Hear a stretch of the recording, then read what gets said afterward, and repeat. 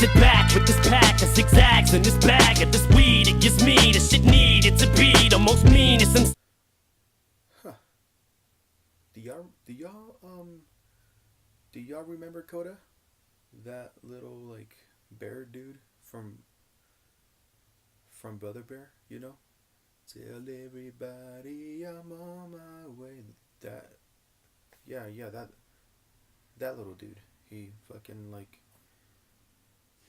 was kind of annoying but kind of adorable at the same time, kind of like a little brother. Hmm. He was pretty cool. Damn, when are they gonna make a live action Brother Bear? That will actually be kind of dope. What do you guys think? Oh well, that's not who we're talking about today. What is up, my fellow hip hop heads and music lovers in general? My name is G-Vans and welcome back to my channel. Welcome back to the second upload of today, the last review I gotta do today. So let's get right to it. I am talking a little bit louder right now because I realized that the last video is like it's gonna be very annoying to try to understand what I'm saying because I'm talking so low. I think I'm sort of like exaggerating a bit in the last video of like how loud my voice is. So I'm pretty confident that the way I'm talking right now is not gonna wake the baby up, and if I do, then so be it. I'll just take care of her after this video is done. Um, but today, as the title says it, I am reviewing an album by a very underrated rapper that I'm sure a lot of you probably don't know who he is. His name is Kota the Friend, and the album is called Foto, or I guess the American way to say is Photo. Um, I'm pretty sure he's pronouncing it Photo, but I'm saying Foto because it is spelled the way us Mexican motherfuckers spell photo in Spanish. Foto. Foto. But you know what? I'll say photo because I don't want people to tell me that we are in America and we need to speak English. So, vámonos cabrones. Anyways, um, let's see. Kota the Friend. This dude is first of all, he's very underrated, but he's very very fucking talented. He self-produced this whole album. It's his official debut album. It's not just a mixtape. It's like an official album. It's like I'm pretty sure it's about an hour long, so it's a pretty long album. But let's just say like during the creation of this album, a lot of like record labels, three record labels. I don't know like which label specifically, but three like very big record labels. They went up to him, or they reached out to him, I guess you could call it, and they were like offering like all these like deals and stuff, and just like offering to like make him a lot more bigger. And Kota the Friend does what any other rapper would do, and he denies them. That's right. I know there's a lot of you that are gonna be like, but he wants to get famous. Like how is he gonna get famous if he doesn't have like a big ass record label? Well, first of all, there are plenty of rappers out here that are well known and they're not in big record labels. Like for example, Chance the Rapper. That dude is like the biggest independent rapper like in the world. Like maybe Tech Nine is one of them too, but I personally think that Chance the Rapper is like up there too. But we're not gonna get into that discussion. Um, but trust me when I say that this album got Kota the Friend like a lot of recognition, and the recognition that he deserves pretty much. So on this album, he talks about a lot of shit. Like it's like think of it as going through like a photo album of Kota the Friend's life, and he's right there next to you explaining everything. Explaining what every picture means. Like oh, like what happens here. What's the story behind this picture. It's pretty much every song has like a bigger story behind it if you like really really like listen through. Um has Kota the friend talking about depression, mental health, his past issues with relationships, just a lot of like deep shit that he thinks about on a daily basis, and the like struggles he went through growing up, like what it was like growing up in Brooklyn. I think that's where he was from. um yeah, I don't quite I don't quite like remember much about it, about like where he lives. I'm pretty sure it's Brooklyn. I don't want to say it was Chicago. I'm pretty sure it was Brooklyn, but we'll see. If anybody can, let me know down below if I'm right or wrong. Um, but Coda the friend is,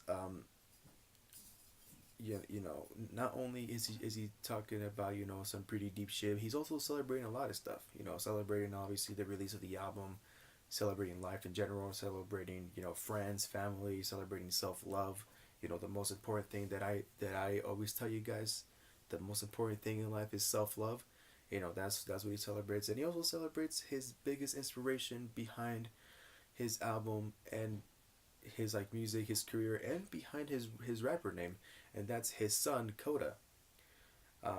I actually found that out um, when I was listening to this album and doing a lot more research on the album. I actually didn't know that his rap name is inspired from his son. I didn't even know he had a son either. So yeah, it's I think that's a pretty cool thing. I haven't really heard of a rapper that creates a rapper name because of a family member, because of their kids. So I think that's pretty cool of him. I think what I like the most about Coda the friend is that he he has a really like weird like nerdy personality, and I think you can really tell because like I don't want to say in every song, but in most of the songs there are little like video game like sound, like I guess you could say, like I'm pretty sure I heard fucking Yoshi at some point in the back of it, just a lot of Nintendo characters in the background, like a lot of um a lot of like Nintendo sounds and like Nintendo like background music. um I think that's something that is really like cool to add. Not a lot of rappers like to admit that they play games and shit, so like it just goes to show that Coda the friend is another rapper that is not afraid to show who he really is, both in music, both be besides like both outside of music, sorry, both in music and outside of music. He shows who he really is. Like he doesn't like leave anything out, and I think that's something really great for him to do.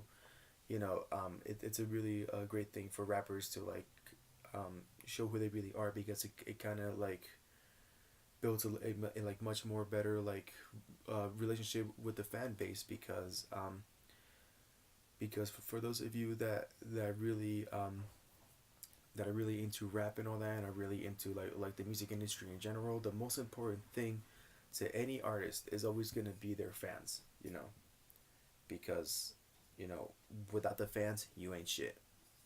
That's pretty much it. um I really like his flow a lot. It's different. It's like it's sort of thuggish, but it's like a weird kind of thuggish sort of vibe, because I'm assuming he like saw some pretty like rough shit, and he grew up around gangs at some point. But he doesn't like let that define who he is. He doesn't focus too much on that, and he just focuses on like the future, and what's more to come. Just getting excited for what's about to happen for his rap career. I really like how there are from time to time in the album there are like little I guess you could call it interludes of people from his family, sharing stories from Koda's childhood, and just sharing stories in general from back then. Like it's like he's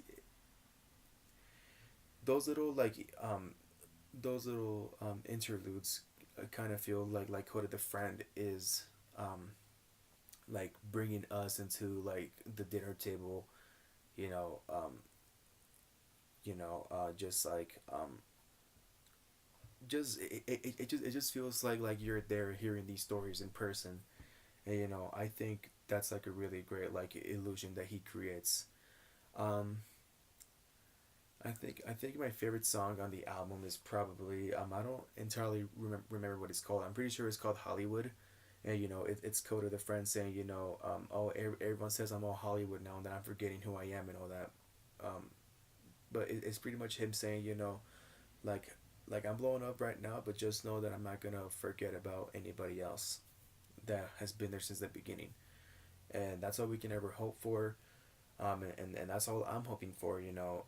Fame changes a lot of people, so I'm hoping Coda the friend is gonna be someone that will stay true to himself forever, because this album was a really big success. This this album came out recently.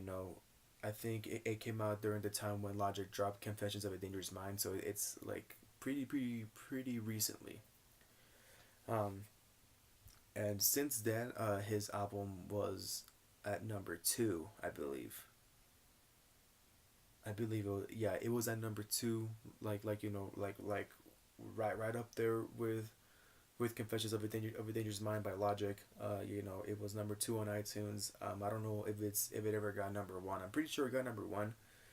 Um, but he had a number one album finally, and like a lot of people were really enjoying it, and I'm pretty sure there's a lot of people that discovered his music.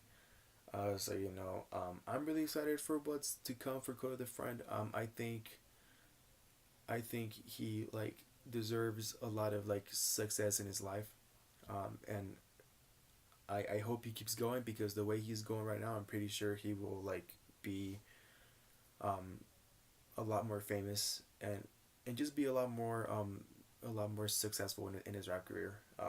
Just I hope he stays true to himself. I hope it doesn't change. But I guess until then, we will see what happens. So with that being said, thank you guys for watching. Hope you guys enjoyed my review.